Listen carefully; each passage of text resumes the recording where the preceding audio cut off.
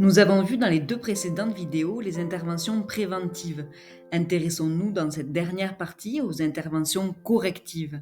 Les premières interventions viseront à décourager les comportements problématiques, tout en évitant de focaliser l'attention du groupe sur ces comportements.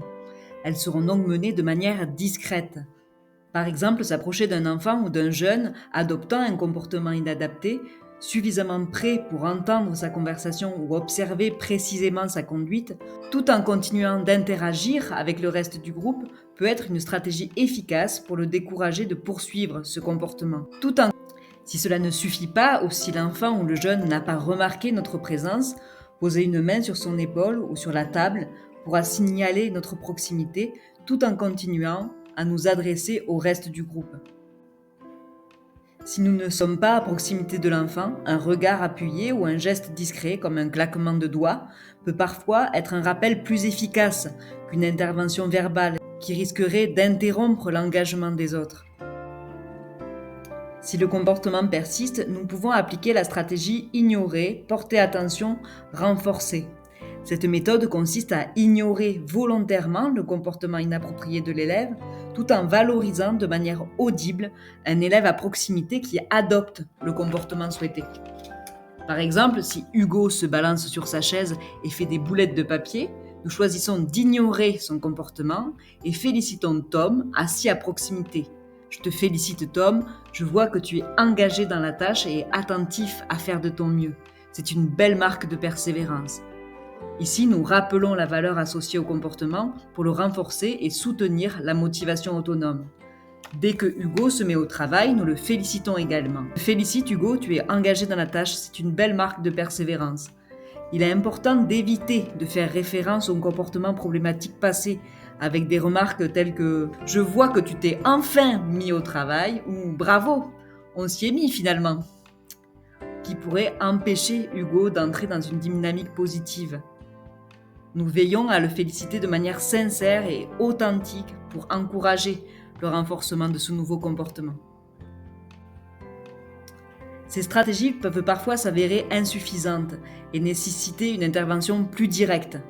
Bissonnette propose plusieurs types d'interventions, dont la première est la redirection. Dans ce cadre, il nous semble pertinent d'associer la théorie de l'autodétermination au travail de Bissonnette. Donc, lors de cette intervention, il s'agit d'affirmer de manière ferme et claire le comportement attendu. Hugo, les pieds de ta chaise restent au sol, tu prends ton cahier et tu fais l'exercice. En parallèle, il est essentiel de soutenir les 3 besoins psychologiques fondamentaux définis par la théorie de l'autodétermination. Donc la compétence, valoriser la capacité de l'élève à réussir en lui donnant des repères concrets.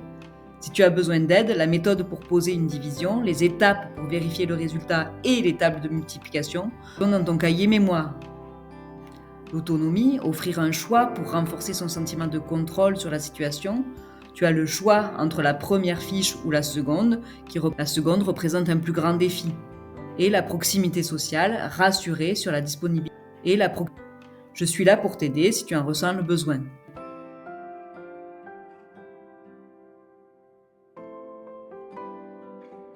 Si cela est possible, ce type de commentaire peut être formulé en privé afin d'éviter de perturber la classe et de focaliser l'attention sur les comportements inappropriés.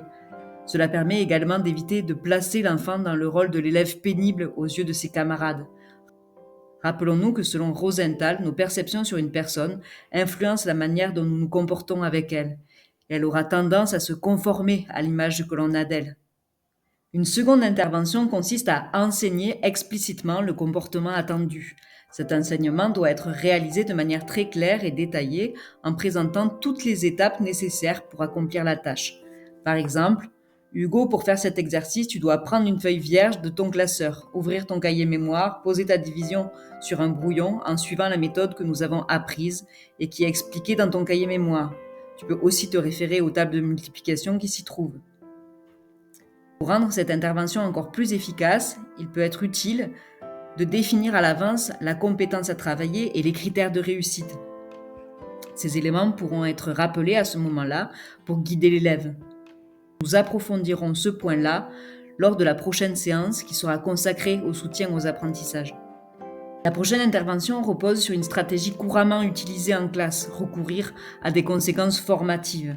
Cela consiste à proposer une réparation pour un comportement inadapté. Par exemple, si tu as sali ou détérioré quelque chose, tu le nettoies ou tu le répares. En revanche, demander à un élève de s'excuser en cas de conflit avec un autre élève ne nous semble pas une stratégie adaptée. Il y a peu de chances d'obtenir des excuses sincères dans ce contexte. Il existe toutefois des approches efficaces de gestion de conflits basées sur la communication constructive ou non violente que vous connaissez déjà peut-être. Si ce n'est pas le cas, vous pouvez consulter la fiche dédiée à ce sujet disponible à la fin de cette formation.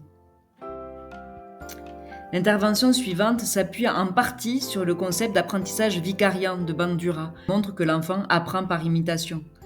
Dans cette approche, l'enseignant écarte temporairement l'élève du groupe et va lui demander d'observer attentivement la classe pour identifier 3 à 5 camarades qui adoptent le comportement enseigné. Une fois que l'élève est capable de nommer les camarades et de décrire les comportements qu'il manifeste, l'enseignant lui pose la question: est-ce que tu es prêt à adopter ces mêmes comportements? Si c'est le cas, il peut revenir dans le groupe. Cette stratégie permet de valoriser les modèles positifs au sein du groupe tout en encourageant l'élève à s'engager volontairement dans une dynamique constructive. Lorsqu'un élève éprouve des difficultés ou manifeste des écarts de conduite persistants, malgré les diverses stratégies qui sont mises en place par l'enseignant, il va être essentiel de recueillir des données comportementales.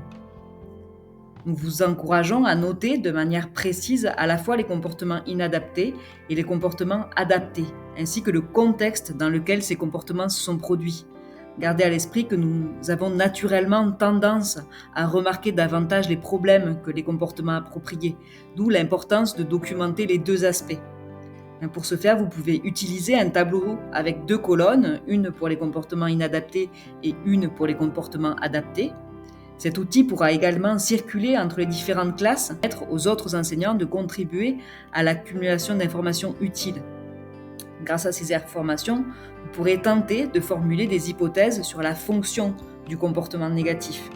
Les 2 principales fonctions d'un comportement négatif sont généralement soit obtenir quelque chose, cela peut être l'attention de l'adulte ou des pairs, ou éviter quelque chose. Cela peut inclure l'évitement d'une tâche perçue comme trop difficile, ennuyeuse ou dévalorisante, ou encore éviter une situation qui est inconfortable ou anxiogène. Il est beaucoup plus facile d'identifier la fonction d'un comportement lorsque des données ont été accumulées et analysées de manière rigoureuse. Ces observations vont permettre de repérer des schémas, des déclencheurs et des conséquences qui vont éclairer les motivations sous-jacentes de l'élève. Si nous parvenons à comprendre la fonction du comportement négatif, nous pourrons alors proposer un comportement de remplacement. Ce comportement alternatif devra remplir la même fonction que le comportement initial, obtenir ou éviter quelque chose, tout en étant socialement acceptable et bénéfique pour l'élève. Donc avec ces propositions, nous pourrons organiser une rencontre avec l'élève pour discuter de ces comportements et explorer ensemble des solutions possibles. Lors de cet échange, il sera important de créer un climat de confiance pour que l'élève se sente écouté et respecté, de partager avec l'élève les comportements identifiés et leur impact en utilisant des faits objectifs, d'aider l'élève à comprendre ses propres motivations et ses besoins qui sont sous-jacents, de proposer des comportements de remplacement et d'impliquer l'élève dans le choix des solutions qui lui semblent réalistes et adaptées. Enfin, vous pouvez renforcer l'idée que l'élève est capable de réussir et que ces changements seront bénéfiques pour lui et pour le groupe. Il est important de souligner qu'il est tout à fait normal que certains élèves aient besoin de mesures supplémentaires pour surmonter leurs difficultés. Demander de l'aide ne doit en aucun cas être perçu comme un échec, mais plutôt comme une démarche constructive et proactive. En effet, savoir demander de l'aide est une compétence psychosociale essentielle qui contribue au développement de l'autonomie, du sens de la collaboration et de la capacité à résoudre les problèmes. On peut demander de l'aide à la famille ou aux professionnels de santé, même si cette aide n'est pas toujours immédiate. En attendant, vous pouvez vous appuyer sur vos collègues enseignants. Vos collègues ont été confrontés à des difficultés similaires avec d'autres élèves, ou le sont actuellement, ou le seront à un moment donné. Ils seront donc certainement soulagés de savoir qu'ils peuvent compter sur votre aide et votre collaboration. Notez que le soutien social des collègues est un facteur protecteur significatif contre l'épuisement professionnel chez les enseignants.